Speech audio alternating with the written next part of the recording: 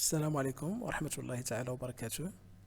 Bienvenue sur ma chaîne YouTube, Mon Joker SVT. Cette vidéo est destinée aux élèves de la troisième année du parcours international collégial et on va continuer ensemble l'étude de l'immunologie et on va passer à cette deuxième séquence relative à l'immunité naturelle.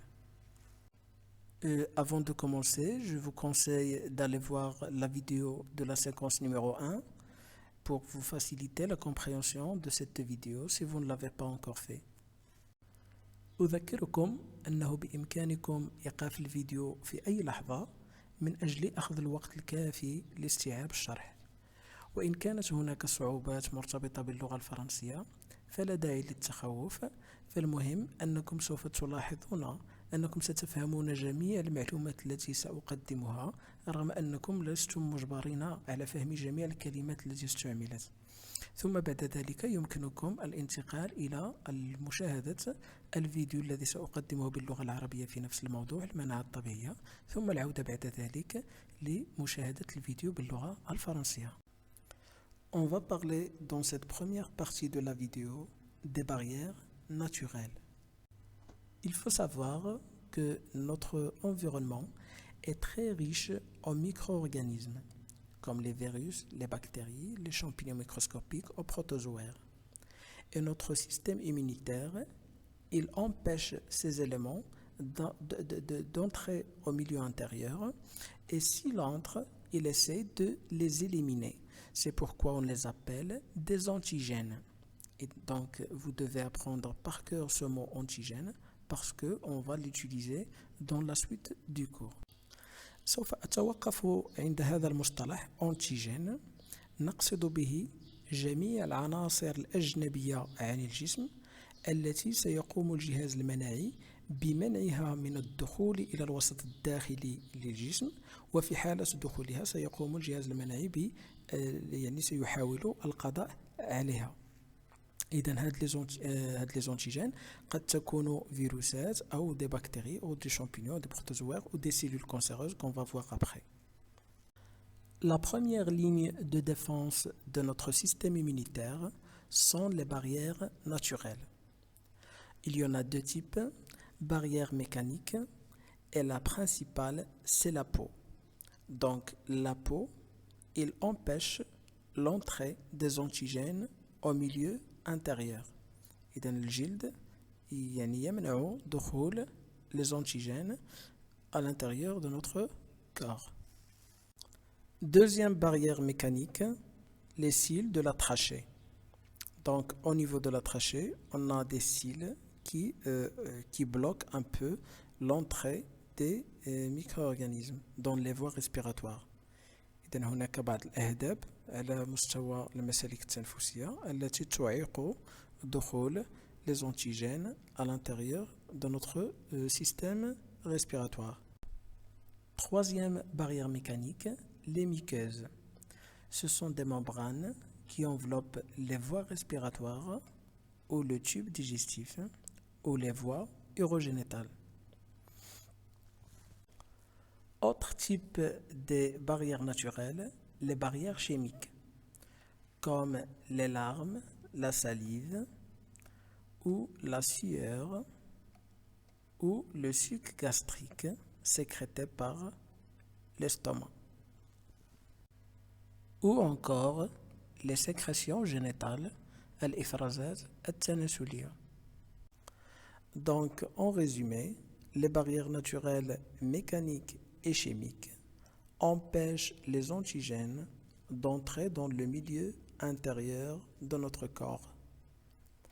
Donc, la question qui se pose, les barrières naturelles offrent-elles une protection complète contre les antigènes؟ بمعنى هل توفر هذه الحواجز الطبيعية في نظركم حماية كاملة ضد les antigènes؟ إذن يمكنكم أو vous pouvez arrêter la vidéo pour essayer de répondre.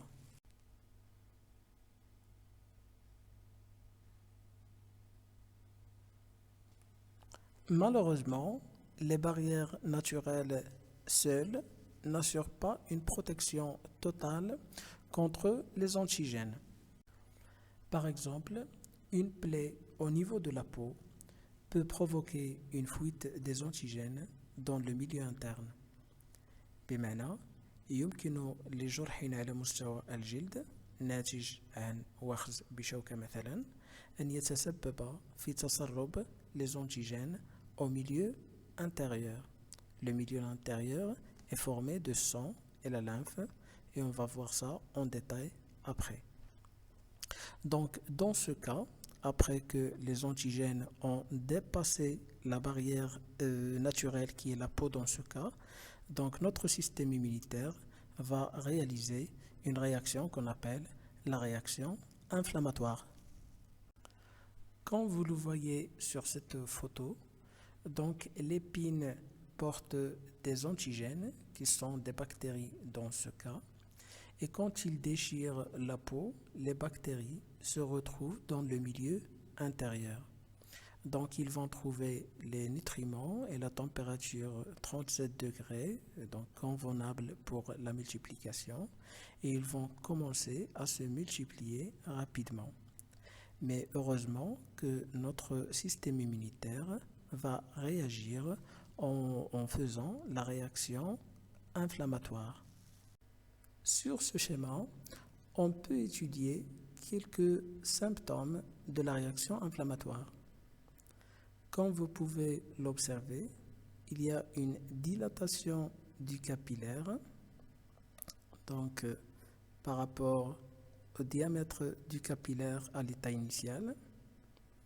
Et à l'intérieur du capillaire, il y a le sang, et on va faire un petit rappel sur les constituants du sang qu'on a déjà vu au premier semestre. Donc le sang est constitué d'un liquide qu'on appelle le plasma et les globules rouges qui ont un rôle très important dans le transport des gaz respiratoires. Il y a les globules blancs. Et les globules blancs, il y a plusieurs types de globules blancs, mais nous, on va s'intéresser à un type qu'on appelle les phagocytes. Donc, quand les capillaires se dilatent, il permet à ces phagocytes de passer à travers la paroi des capillaires, c'est ce qu'on appelle la diapédèse, pour rejoindre le lieu d'entrée des antigènes. Et il y a aussi une sortie du liquide ou d'une quantité du liquide du plasma.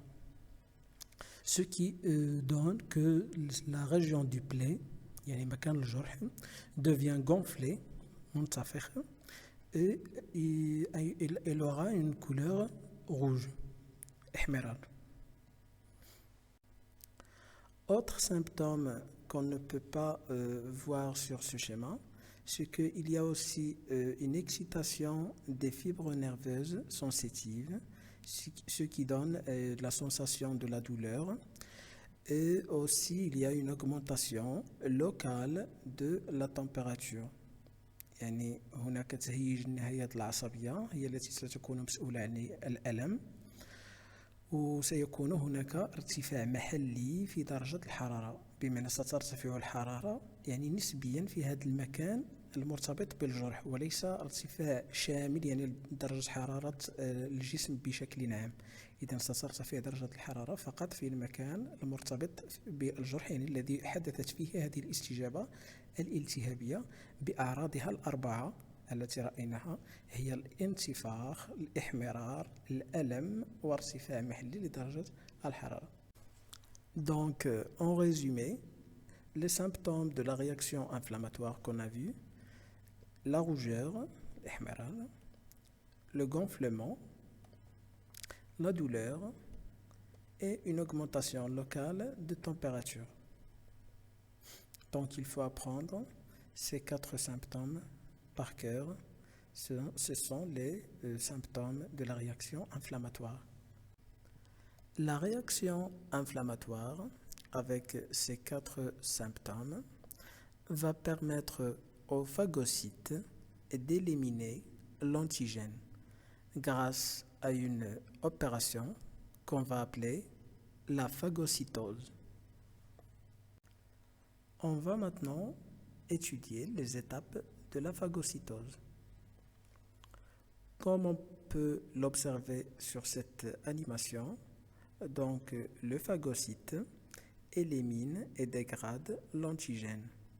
On peut diviser cette opération de phagocytose en 4 étapes. La première, c'est l'adhérence. Ça veut dire que le phagocyte, il fixe l'antigène, qui est une bactérie dans ce cas.